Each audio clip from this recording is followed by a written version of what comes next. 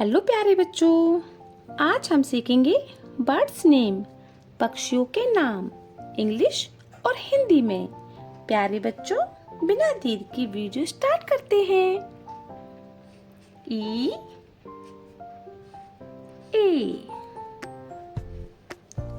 जी L E eagle. Eagle में चील।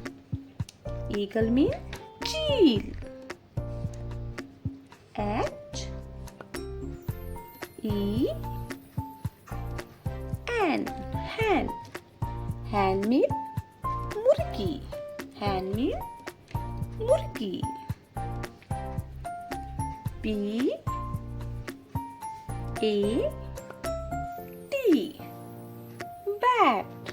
Bat में चमगादड़। बैट में चमगादड़।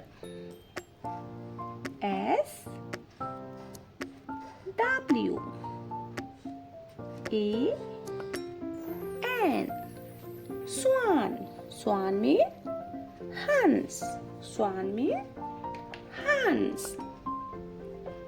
S P A R O W sparrow.